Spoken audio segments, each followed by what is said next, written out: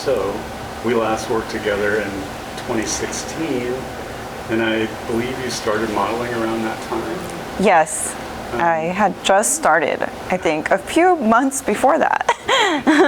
And so how has it been after 5 years in the industry? It's been very, I don't know, interesting. I guess the word would be interesting. Eventful. Yeah? Is A lot of things have happened since then. good or bad? Both? No, they've been great. Yeah, everything has been good. Just in the past few years, I have started writing, and which I don't know if I told you during our first interview that I majored in literature, so that's come in handy.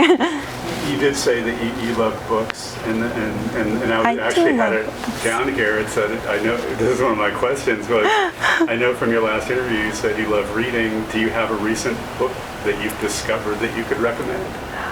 I do have a recent book, although I've heard good things about it, and I haven't read it fully, so don't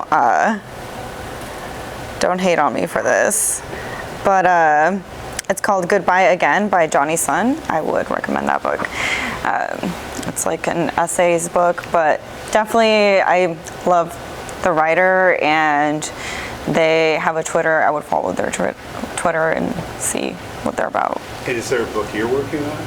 I am not working on a book. I write for 2 different adult companies. Like, I write porn descriptions, which I find very fun.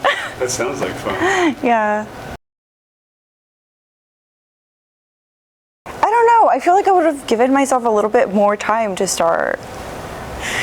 Sounds weird because a lot of people, I think, have told me that they wish they would have started earlier or when they were younger. But for me, I always feel like I should have waited a little bit longer. I don't know. I was pretty naive.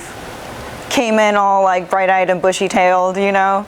But I'm glad at the way things have turned out. You know, I'm very happy, and I'm living a very fulfilled lifestyle. But I definitely feel like I should have maybe waited like an extra year. Definitely.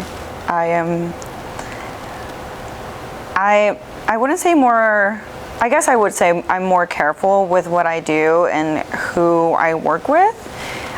There's like a small handful of people that I put my time with. Definitely another group of like directors, a very small group of directors that I like to spend time with and work with, you know, collaborate with. I would say honestly, it just depends on the person. I like to feel the energy that another person has with me when we're having sex. So I always enjoy the sex that I have on camera. That for me is very important. I like to have chemistry with whoever I am having sex with. So yeah, it really just depends on what the vibe is, I guess. I do not know. I don't think so, though.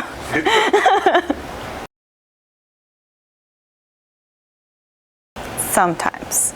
Not my personal friends, not my family. I think people that are a little bit more far removed from me definitely treat me a little bit different.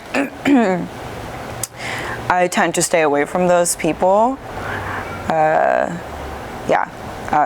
That's basically it. I don't really want to hang out with anybody that is either gonna overly sexualize me if we're just having a normal conversation.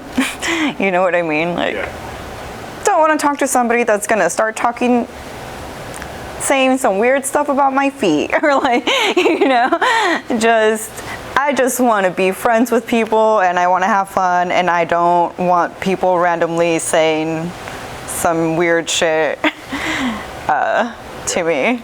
Like, shit's weird, man. It's my job. Not really.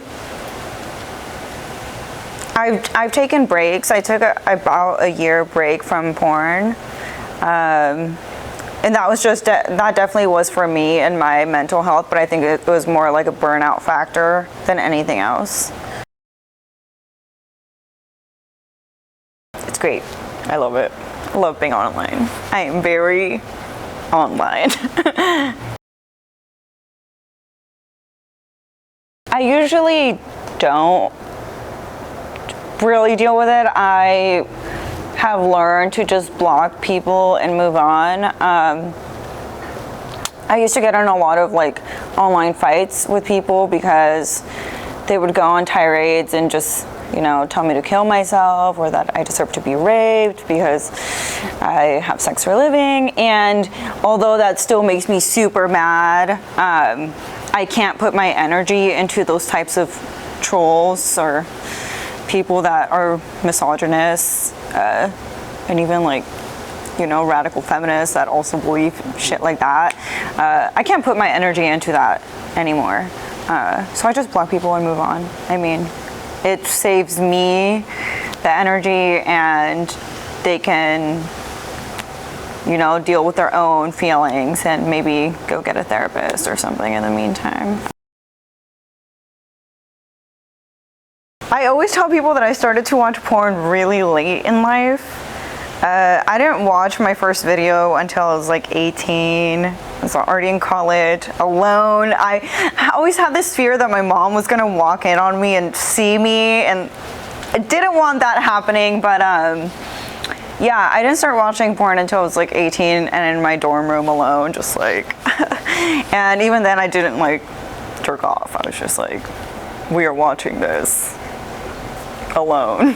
This looks cool. It's okay. I think also because at that time I had a lot of shame surrounding it, like surrounding sex and porn. I grew up like super Catholic, and mom is very Catholic, and you know, once I start to watch it, I think, or maybe as I grew up, I realized that there really isn't any shame in talking about your sex life or even watching porn. I still don't think there should be any shame or guilt surrounding it, but that's just my opinion. I definitely had a sexual experience before I watched porn, but I think afterwards I wasn't trying to emulate or like do the things that I saw in porn in my real life. I think I knew that I wasn't gonna be able to do stuff like that, you know? Also, I went in really hard. I started to watch like kink stuff, you know, like hogtied and shit. So there isn't anybody that was gonna like hogtie me, not at that time. But yeah, I definitely didn't even attempt those things until I was fully in porn, and it was like a safe environment for me to kind of expand my sexual interests. It is kind of cool being able to do something so that involves a lot of like prep and equipment and knowledge to Right. do it at that level, you know? Right. I always knew that there was no way I could trust somebody that wasn't qualified to tie me up. I think I had this fear that like, what if they killed me? No, but I just had this weird fear that if somebody wasn't qualified enough, they could really hurt me. And for me, that was scary as a teenager, like as an 18 or 19-year-old. Not minor, but like, you know, that's scary to me, and I just waited, which was fine. Like for me, waiting is not a big deal. I'm a very patient person. I think I've been fully suspended for one of my kink shoots, like fully up in the air, and I think as soon as I got all the way tied up and just strung up, which takes forever just to get all of your body up in the air, I started to feel numb in some places, and I was just like, I'm so sorry that I have to tell you guys this, but I need to be put back down. And they were super nice about it, and I feel like in any other situation, people might get like annoyed with it. But I know that during shoots, you're working with professionals, and you can always ask. It doesn't ever hurt to ask somebody, hey, I'm feeling kind of woozy, you know, I'm feeling kind of pins and needles in my legs. Can I just take a rest or take a beat for like 20 minutes? I'll go back up, you know. And they're always super understanding. That's why I love kink. And yeah. Do your research. Do your research. Find an agent that's good for you. I would say experiment on yourself first and find all the things that you like and stand up for yourself.